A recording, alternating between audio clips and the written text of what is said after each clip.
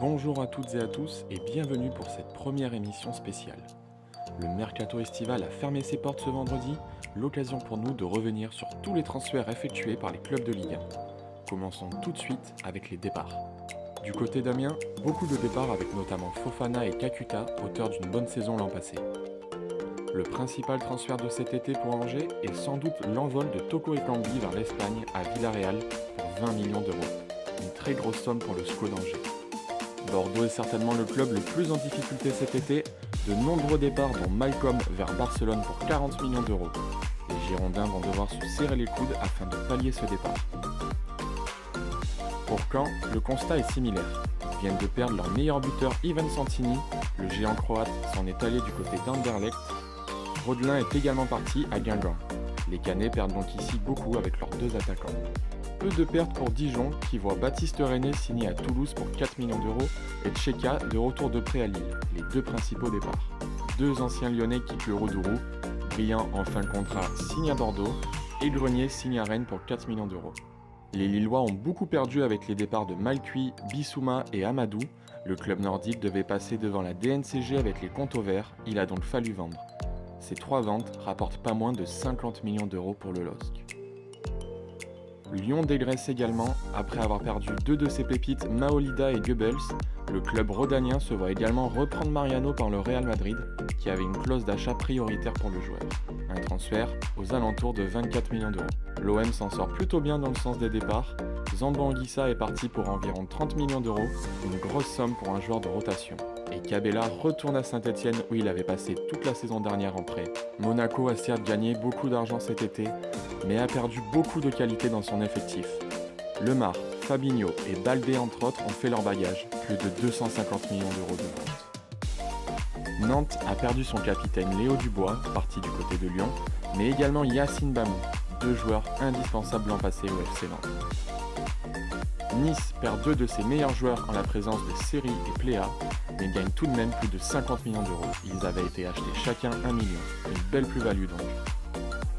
Le PSG est aussi en mode dégraissage en se séparant de nombreux joueurs. Pastore, la première recrue made in Qatar, s'en va pour Rome après 7 ans de bons et loyaux services dans la capitale. Beaucoup de départs à Rennes avec notamment Gourcuff libre et Niagnon qui signe pour 15 millions d'euros à Séville. Saint-Etienne perd beaucoup de joueurs nombreux en fin de contrat, dont Jonathan Bamba, plutôt bon l'an passé. Strasbourg voit de nombreux joueurs partir en fin de contrat également, dont Baoken, qui a effectué une bonne saison, mais vend Aoulou 14 millions d'euros à Monaco. Toulouse réalise une belle vente avec Diop pour 25 millions d'euros à West Ham.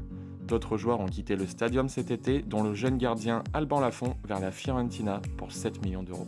De belles ventes réalisées par Montpellier avec l'international espoir Moukielé et Roussillon pour 16 et 8 millions d'euros. Mais attention, ces joueurs ne vont pas être faciles à remplacer quand on connaît leur qualité. Du côté des promus, Nîmes n'a réalisé aucune vente.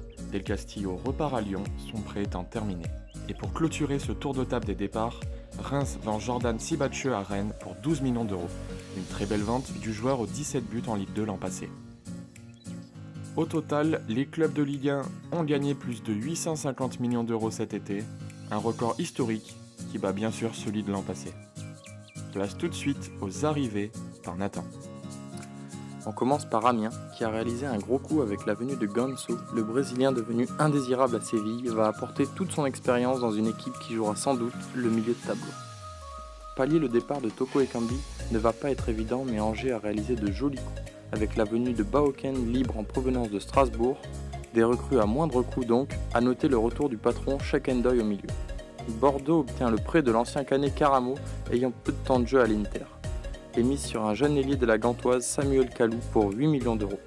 Caen se renforce considérablement en recrutant des joueurs expérimentés comme Paul Bass en prêt, ou avec l'achat de Bamou venant de Nantes.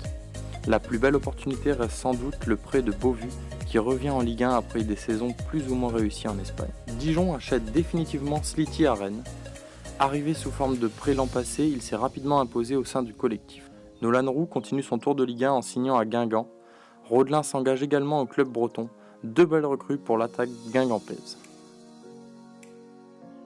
Lille a dû beaucoup vendre, comme vous le disait Thomas, mais a pu profiter de fins de contrat comme Bamba ou Loïc Rémy pour les engager. Lyon avait déjà recruté Dubois, le Nantais, l'an passé, mais l'avait immédiatement prêté. Cet été, Denayer a rejoint le Groupama Stadium. Dans les ultimes heures du mercato, alors qu'on pensait qu'il resterait au Celtic, c'est le jeune Moussa Dembélé qui rejoint l'OL pour 22 millions.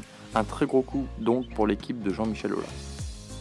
L'OM se cherchait un attaquant et pensait l'avoir trouvé avec Balotelli. Il n'en fut rien. Au final, un défenseur, un milieu et un attaquant ont rejoint le Vélodrome. Monaco reste fidèle à sa philosophie en recrutant beaucoup de jeunes joueurs à gros potentiel. Golovin reste à la tête d'affiche du club et rejoint la principauté pour 30 millions. Le milieu russe aura la lourde tâche de faire oublier le départ de Fabinho vers Liverpool.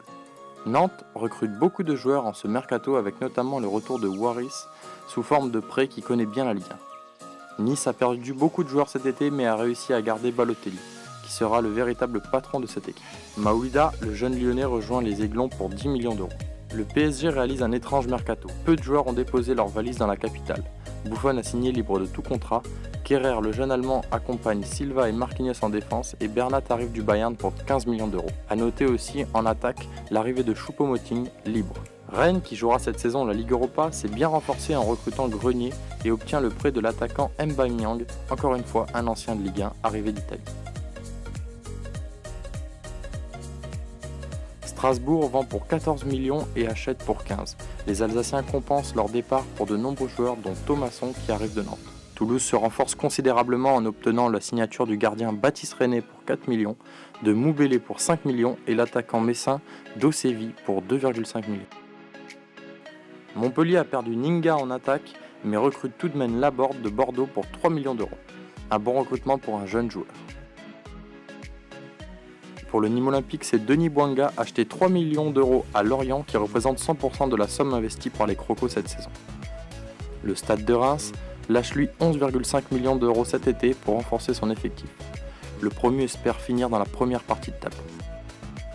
Les clubs de Ligue 1 ont dépensé pas moins de 600 millions d'euros sur le marché des transferts cet été. C'est l'heure pour nous de nous quitter, j'espère que cette émission spéciale Mercato vous a plu. Rendez-vous lundi prochain pour le débrief de ce week-end. D'ici là, abonnez-vous et restez connectés.